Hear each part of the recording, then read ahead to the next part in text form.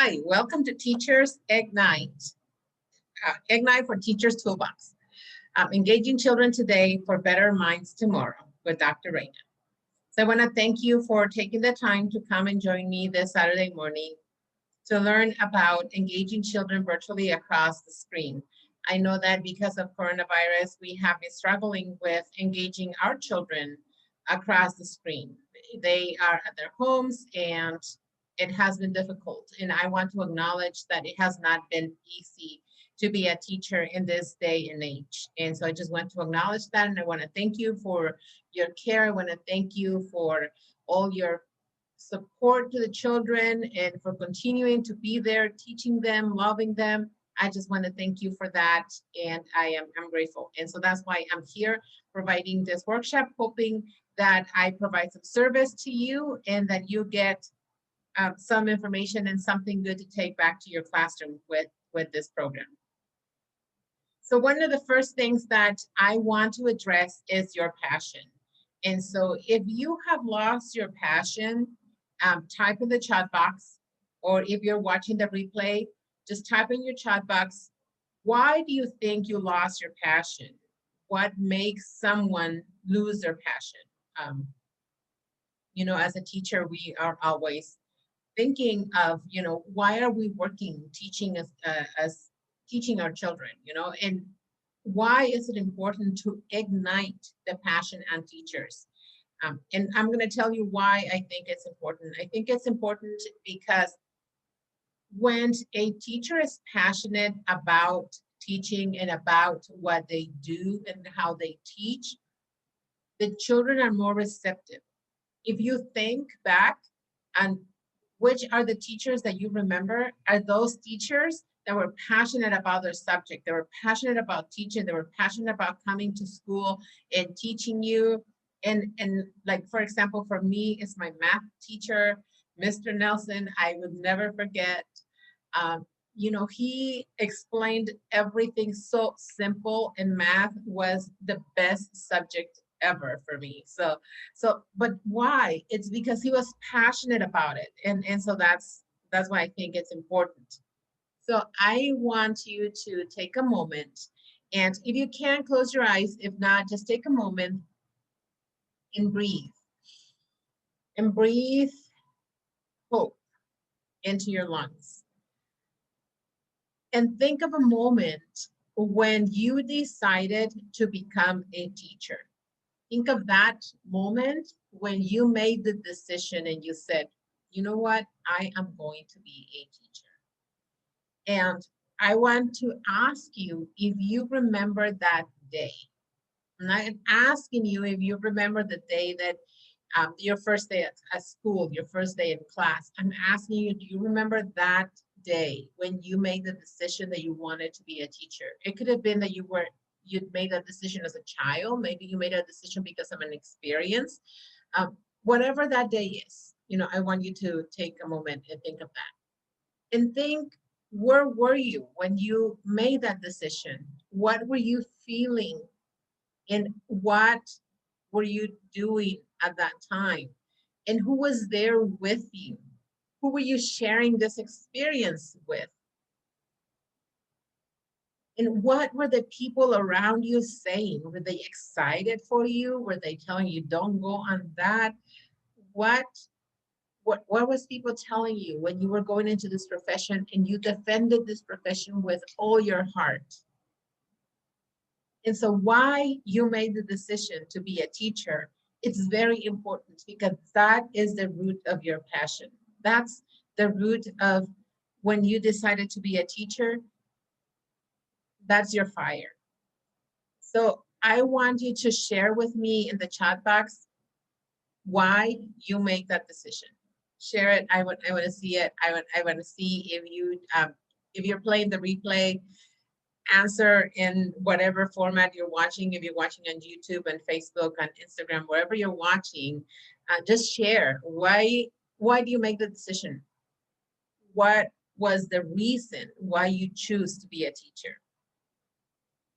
Traditionally, if we were out in a public setting, I will ask you to turn to your neighbor and share why you decided to be a teacher. Since we're here, let's share this way. Okay, so now I am going to ask you to turn, if you're next to a person, if you have a person next to you, do this. If you don't have anybody next to you, just say and type in the chat box, I am the best teacher this school has, or your school has. Say, I am the best teacher this school has. Okay, so I'm gonna tell you a story. Once upon a time, there was a new teacher. This new teacher had a heart filled of emotions, or filled with emotions. And I know you guys are correcting me, so that's okay. How did you feel the first day as a teacher? This teacher was excited to go into the classroom. This brand new teacher was excited to wait for its new students. And so how did you feel as a new teacher waiting for your first student? How do you feel the very first time you connected with a student? When you saw the spark in their eyes, and the first time a student called you teacher or miss. Okay, so I want you to also share. Take a moment, and I'm gonna pause the video so we can see all the different comments. I am really excited to see how did you feel the very first time that all of these things happened, all of this like milestones in the life of a teacher happened, or if you have any new experiences that you want to share with us, I would love to hear that. Thank you for sharing. Okay, so let's share. I'm gonna pause the video now. Okay, welcome back. So I now want you to turn around to your next person or in the chat box and type, you are the best teacher this school has. And that is not, and I want you to read the comments, and I want you to read this, because now you already said I am, and you were confident. Now someone else is telling you, you are the best teacher this school has. So why is it important to ignite the teacher's passion? And we already talked about that, because our kids deserve that. And so that is the purpose of Ignite. The purpose of Ignite is to help you remember your passion. It's to help you remember why you got into this profession. And with that, we also want to acknowledge all your hard work and all your effort in teaching our children. And Ignite has come out with 3 different techniques to help you engage your children across the screen. And so in this workshop, we're going to learn how to enhance your message and improve understanding with the proper use of visual aids. We're going to help you make virtual classroom interactive, compelling, and productive. So we're going to start by acknowledging what is student engagement. So in education, student engagement refers to the degree of attention, curiosity, interest, optimism, passion that the students show when they are learning or being taught by you. And so that's engagement, and that's, we all understand, and we all have seen how this student is engaged and how they respond to us, right? So there's 5 levels of engagement: authentic, ritual, imperative, rhetoricism. I can't see this one over here, and I forgot what that is. Passive compliance, rhetoricism, and rebellion. And so there's like only 3 categories that we are seeing in the virtual environment. We're seeing a classroom that is engaged, we're seeing a classroom that it's compliant, and we're seeing a classroom that it's defiant, that it's off track, it's not paying attention, does not want to turn on the camera, does not want to participate. Some of the teachers are just excited that the student logged into the computer. They don't care if the student turn on the camera, if the student participates. As long as the student is there, it showed up, that's sufficient. But that's the low-hanging fruit. We want the student to engage. So how do we move students towards authentic engagement? How do we increase student engagement? That is the question.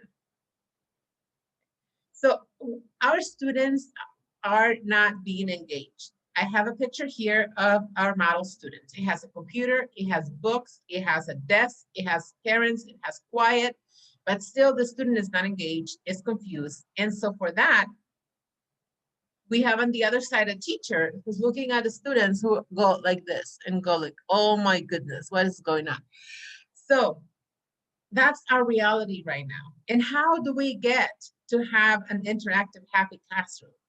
Okay, this is a screenshot of one of my classes. I'm going to ask you to do the same at the end of this workshop. So how does a teacher prepare his or her classroom for learning? We already determined that is the question, right? So I'm here to tell you that it's a simple solution because communication has evolved to a 2.0, okay? And so with that, we have come up with, like I mentioned, 3 techniques that hopefully will help you take to your classroom and help you with your engagement.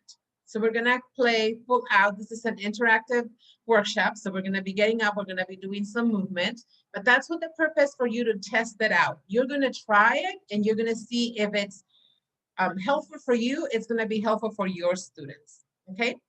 So how can a teacher prepare his or her classroom for learning? Through breathing, moving, and the use of visual aids. Okay, so that's how, okay, so we're gonna start with a breathing exercise. And I'm gonna ask you to move back a little bit. I'm gonna put a little bit of music and we're gonna practice our breathing, okay? So take your hands and you're gonna touch your fingers, each of the fingers like this, okay? When you touch your fingers in, you're gonna breathe in, and when you touch them out, you're gonna breathe out. The purpose is to get as much oxygen into your lungs and then deplete it all out. So we're gonna start. Breathe in, out, in, out. Continue breathing in, out. And you have your own fingers, you have your own system.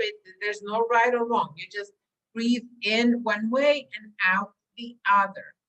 As you are breathing, think of something that makes you smile, something that makes you happy, like Peter Pan, something that makes you fly. So think of that thought, okay? When you're thinking of that thought, that's what you're gonna tell your students as well. You're gonna ask your students, we need to think of something that makes you smile, something that you're thankful for, something that you're happy about, something that you see forward to, something that brings a smile to your face. So with that, you're gonna tell your student the outcome of the day. For us today, at the end of the day, we're gonna learn 3 different techniques that is going to help you engage your students with the use of breathing exercises, movement, and visual aids. Okay. So continue to breathe, and one more. Inhale, exhale. Okay, so how do you feel? And so the purpose of this, this technique, it's called breathing, priming, finger breathing. We are not just like breathing, we are utilizing our fingers at the same time. And so with that purpose, you know, we are using our breathing, our body, and our attention, because we're doing different things at the same time. Okay, so why breathing? There's several benefits of deep breathing. There are several studies that highlight the importance of breathing, but we're only going to focus on the third one and the most important one, in my opinion. Breathing boosts oxygen levels in the brain. The higher the oxygen levels in the brain, the better you can focus and stay alert. And what do we want from our students? We want our students to focus. We want them to stay connected to us. And how are we going to do that? We're going to do that by this little exercise. So put in the chat box, how do you feel after the breathing exercise? Some of you might feel like woozy, because if you are not used to having that much oxygen in your lungs, it's normal that you're going to feel a little bit dizzy, but you will get used to it. Okay, so the movement. So why do we incorporate our hands into the movement? Because our movement allows the brain to encourage kinesthetic memory, it supports balance, and most importantly, according to early childhood IE, it helps children move and support literacy. So we want them to prime the brain so that they receive the instruction that we are going to provide for them. And so that's why we encourage the movement into the breathing. And you can ask them, okay, I'm going to ask you to stand up. So they're going to stand up and you're going to ask them, okay, let's do our breathing. And they can also like sway, like side to side if they want to, So you can ask them, it's like, okay, and they can like move their breathing. You can ask them to stand up and to move so that they participate full out. Okay, so it's going to help them with that. Okay. Part of the movement too is the use of hand signals to communicate with you. As we have received several comments from a lot of teachers in our Facebook group about the use of visual aids to shut down the noise on Zoom on the other side. So like right now, I have all of you muted because I want to hear, I don't want to hear all the feedback from the outside. And like with our students don't have control of their households. They have parents, they have siblings, and everybody is doing their own thing. And so by us using hand signals and giving them the opportunity and the code to use the hand signals, they're able to communicate with us without the noise. And so how many like that? So you will have less headaches and less background noise. So going on in the same trend of movement, children need movement to develop balance. And here are some movement ideas. Our students listen to music. All of our children listen to music 99% time of the day. They listen, if you have them in class, they either have their headphones on, they have their music going on. It's normal for them to have music going on all the time. And so with that, why not utilize that music and that ability that they are already doing to incorporate into our learning environment, right? So one of the ideas that we're bringing over here today is to have a movement song every hour to interrupt their pattern. So, and this is the idea. So you set up one kind of music and you know what your students listen to, and you can even ask. So, hey, like I want volunteers who wants to share a tone of a music or a song that we can like break into dance. And so then I just set it up. I set up some noises here just to show you, but you can incorporate any music. If you have lower grades, you can incorporate ABCs or some of the cartoons. I don't know the cartoons right now, but you can incorporate it according to what is your classroom and then have them. So for that sound, you guys are going to be doing jumping jacks. For this sound, you guys are going to be twisting. For this sign, you guys are going to be running in space. For this sound, you're going to be clapping and so on. So we're going to practice this. So I'm going to ask you to stand up. Okay. I'm going to go with this. Okay. So for the first one, it's jumping jacks. Okay. Right? And so then you got your students do their jumping jacks as they're doing it.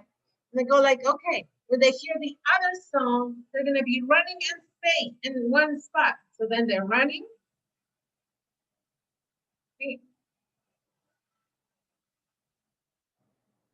And this is the result. This is what you want to see at the end of your class. You want to see that they are active, that they are participating, that they are moving, and that's what you want to see. And they love to be seen, so they're going to turn their camera on. And so when they turn their camera on, you are able to see them. Okay, so it doesn't matter if their parents are there or if who is there, because they want to participate and it's something that they like. And if you choose music that they like, they're going to be completely engaged. And so that is your way to bring them back to you when you are in the middle of the class. You know that children have like a short attention span. So if you set up this random alarms, the alarm will sound, they will get up. Guess what they were going to be doing? They're going to be breathing. They're going to be breathing. And when they breathe, they're going to bring the oxygen in. Okay. You know, it's like they're focused again. So how did you feel after this little workout? Right? So movement is not something new. It's not something that Ignite came up with. Movement is something that teachers have always used. You've always requested that they get up and take their finished work to the front, raise their hand when they're done. You have requested for stand-up desks so that they are standing and moving. You requested that you do exercises where you send students one side into the other so that there is movement with them. So that's not something new. What is new is how we get children to move virtually, because we are not in the classroom where we can tell them, you go over there, when you're done, bring the stuff over here. We are not there. So by incorporating this movement, this music, we are getting them up. We're getting them moving. Like right now, they don't have a physical education, so they are not going outside to play. They are inside. And so then and they may not be allowed to go outside. Their parents might not take them outside, but you have the opportunity to encourage their movement. And by giving them feedback, they'll be super excited to do anything for you. Children love to please their teachers. So provide good feedback. Okay. So with that, I get so excited because once you see that engagement from the children and you're like, yes, I got your attention. I can teach you now, right? And that's the problem. It's like, I know that all of our teachers love to teach and they love for all of our students to learn, but it's so difficult to teach when you can't get their attention. And so once we get their attention, now we have to communicate with them times two. And so before, you were able to say, okay, raise your hand, you snap your fingers, you walk through the hallways, between the students, and you're able to tap them on the shoulder. You're able to say, hey, Carlos, come down, But now we cannot do that. So now we can incorporate the use of visual aids. We can easily make emojis and do our emojis and send them to our students, make some emojis right here, right? But sometimes our students don't have the capability to come and pick up the things at the school. We say, okay, can we send them a PDF and they can print it? Sometimes they don't have a printer. They don't have the capability to print. Sometimes they got the emojis that you send them, but they have siblings and they destroyed them. So now what do you do? So simple solution, no money involved, okay? You ask your student, go find something red, something green. Okay, let's do that. Let's go find something red, something green. Okay, I'm gonna go look.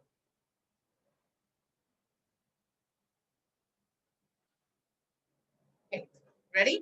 Okay, so I found something red, something green. Okay, so why, you say, why do we need something red, something green? When you are asking your question, hey, can you please give me a yes? Yes, it's green, right? A thumbs up, yes. A true, yes. A no, red. A false, no. And a no, no, right? So your students can easily go find something red and something green at the same time. Anything, it can be anything. I'm gonna find something else over here. I have like two markers, red, green.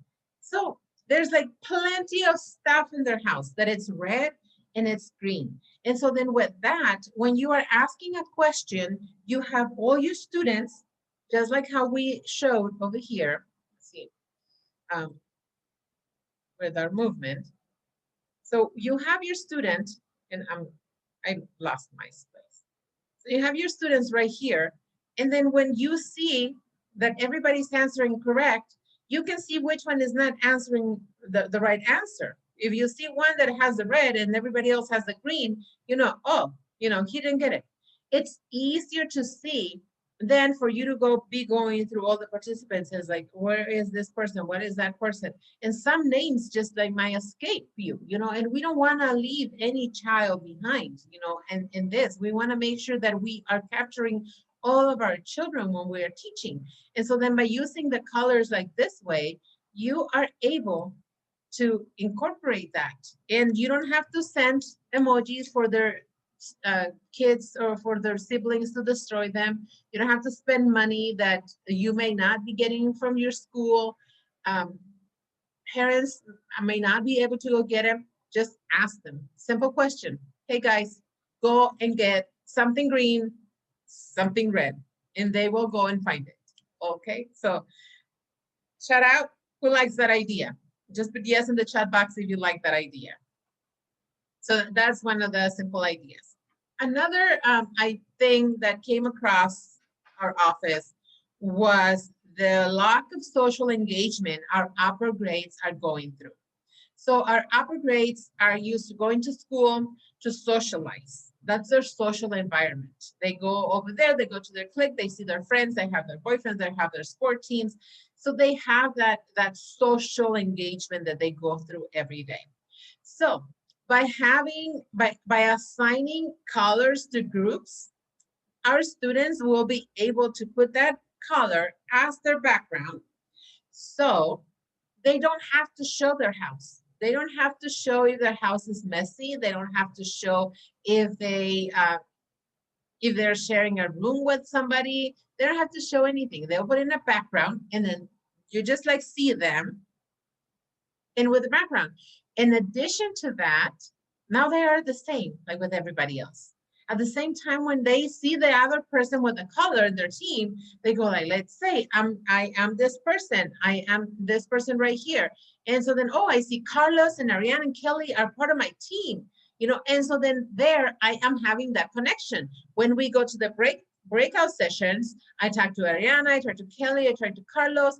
And so then when we go back to the school setting, when we go back to the actual school, I will look out for Carlos. I will try to find Ariana. I will try to find Kelly. So my social engagement didn't get lost.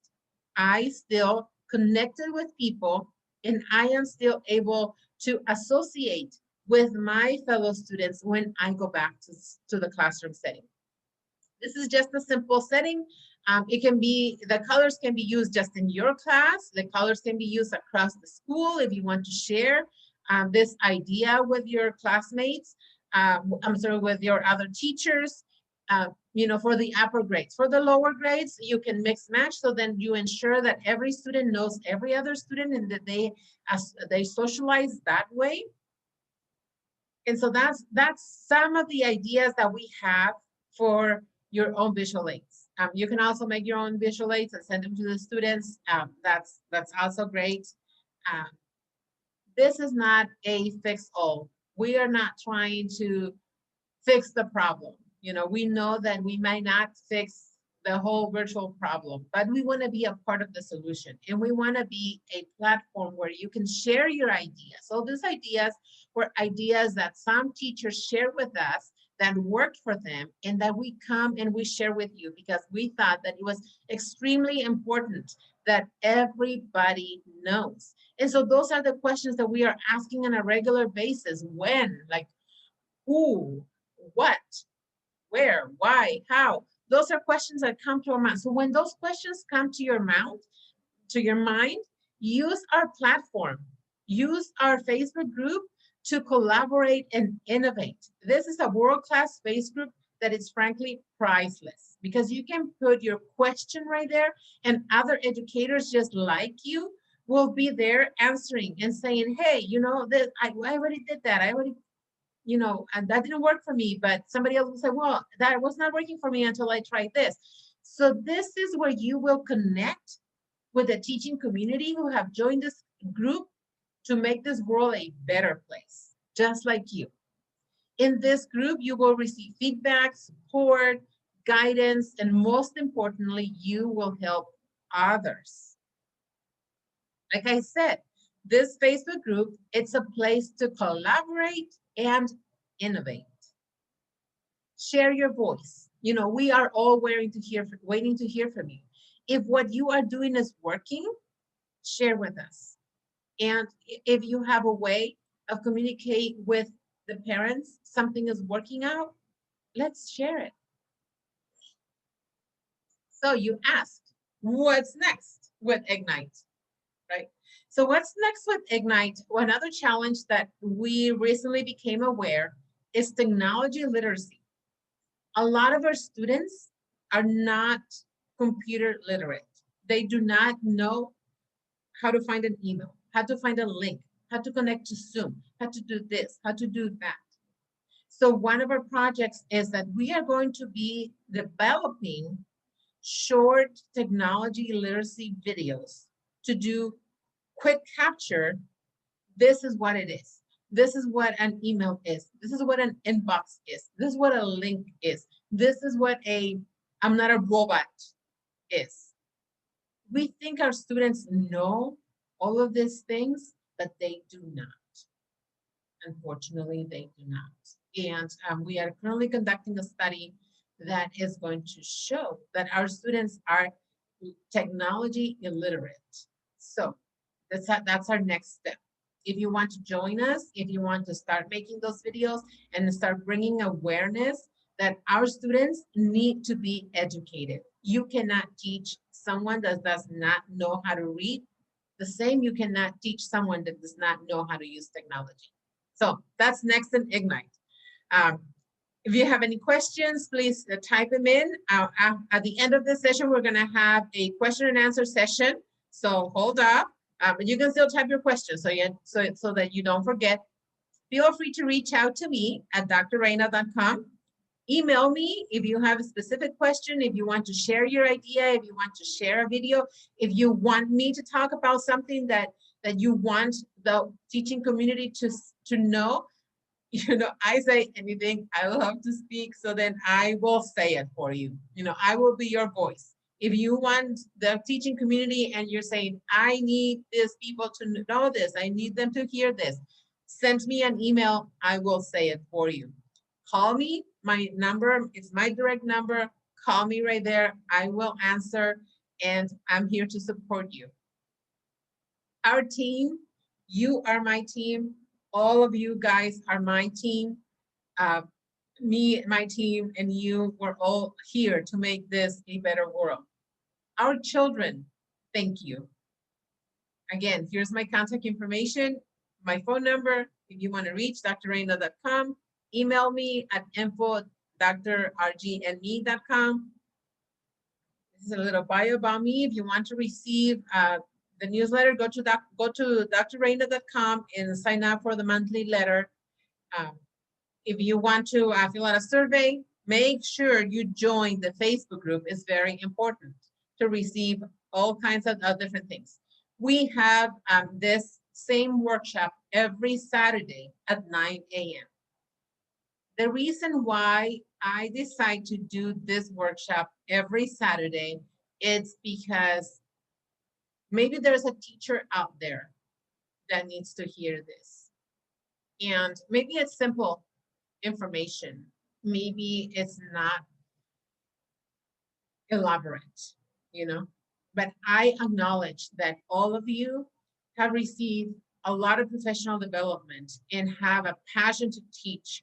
And there is frustration, and I feel it. I feel you.